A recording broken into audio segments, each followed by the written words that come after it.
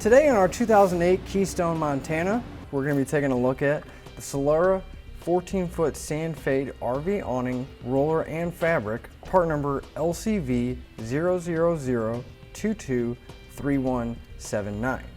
Now we're also going to be using the universal awning hardware for Solera hybrid awnings, part number LC434726. And we're also going to be using the protrusion to mount our awning to, and that's going to be part number LC281928. So here's what our awning looks like when it's fully installed, and it's going to give us plenty of shade and keep us protected from the elements.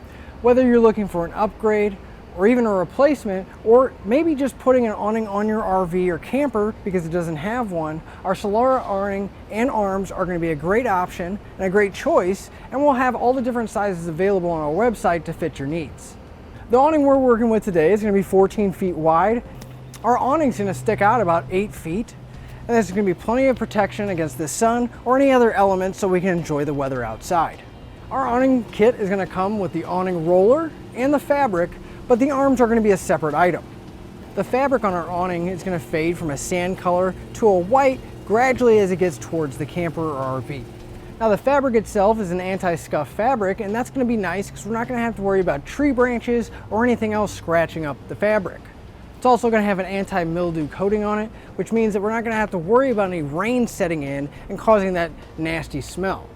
When it comes to cold weather, our fabric's going to be rated up to -25 degrees Fahrenheit against cracks, so even in the cold seasons, we're not going to have to worry about any damage or anything happening to the fabric. The awning assembly, consisting of the roller and the fabric itself, is going to fit both flat and pitched awning applications.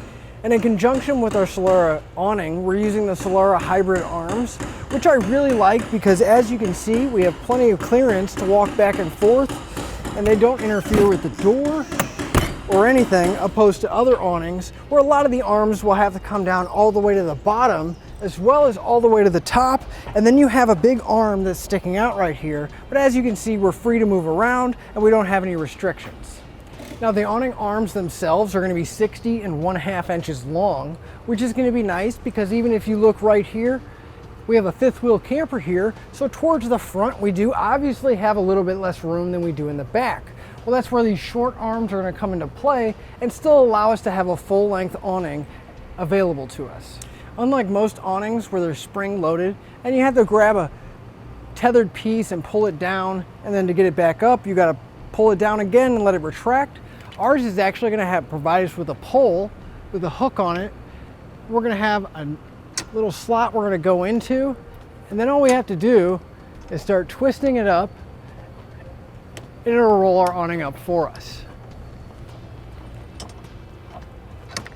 Then we can remove our tool and we're ready to go. And to extend the awning out, we're just going to twist it the opposite way and give ourselves a little bit of shade. Now our Solera hybrid arms are going to work with several different kinds of awnings. They are going to come with the end caps so that you can attach your roller to these arms and all the hardware necessary to get everything in place. Now that we've gone over some of the details and benefits of our awning, let's show you how we got it installed. To begin our installation, we took our protrusion piece here and went in and took some butyl tape and put it on the back of it. That way it'll help keep out the moisture and we won't have any leaks. Now with an extra set of hands, we're going to hold up our protrusion about where we want it. Now it is a little large, so it may sag in the middle. So I'm just going to make sure that the two ends are lined up. I'm going to put in a self-tapping screw from the butyl tape into the protrusion. And we're going to go ahead and go to the other side and put another screw in. Now that we have one on each side, I'm going to come to the middle and put another one in and double check to make sure that everything's nice and level. And then we can work on putting our screws in the rest of the remaining holes. Our next step is going to be attaching our roller to our arms. Now on the end of our arms we're going to have a post coming out and we'll have a hole drilled into it, and we're going to need to line that up with the roller. So we can take our roller and we're going to slide it into place. Slide the arm onto the roller, making sure the hole's lined up. Then we're going to take our square head cap screw here, and we're going to go ahead and screw it into place, making sure that the roller and the arm, the hole is aligned. And we're going to repeat the same thing for the other side.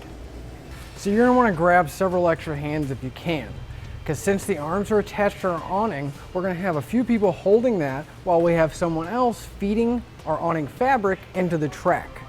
Now once we get everything in place and get it in about the position we want it, we're going to make sure that our arms are nice and level, and I'm going to put one screw on each side to hold it down, and then we can come back and put the rest of our hardware in place. Now that we have one on each side, I'm going to go ahead and put another one in just to make sure everything's nice and secure. So we're going to do the same thing for the other side as well. We're going to go ahead and cut this zip tie that's holding our arms in place. Now you want to make sure you have a firm grasp on it, because if you do cut them, there is a chance that it could come down. At this point, we're going to grab our awning roller and we're going to start rotating it, allowing our awning to come out. We're going to want to extend it all the way out so we can get the rest of our hardware in place on the lower and upper sections. With the awning extended, we can gain access to our lower mounting holes, and we're going to be using the same hardware that we used to use on the top, and you're just going to want to make sure that you put in some butyl tape or some silicone so we don't have any leaks. We're going to go ahead and repeat that for the other lower holes and the middle holes on each arm. Now you're going to want to use all 4 mounting locations on the top. There's going to be 2 in the middle and 2 on the bottom. So now that we have all these done, we're going to go ahead and do the other side as well. With all the mounting hardware in place, we're going to roll our fabric back up and make sure that everything's nice and straight and there's no kinks or wrinkles or anything like that. Now once it is and it's rolled up, I'm going to take a couple self-tapping screws and I'm going to put them in place at the end of the channel where the fabric lines in place. That way it won't slide around. Now that we have that screw in place to keep our fabric from moving, we're going to go ahead and put one on the other side as well. And that'll finish up our look at the Solera 14-foot sand fade RV awning, roller and fabric, part number LCV 000223179 on our 2008 Keystone Montana.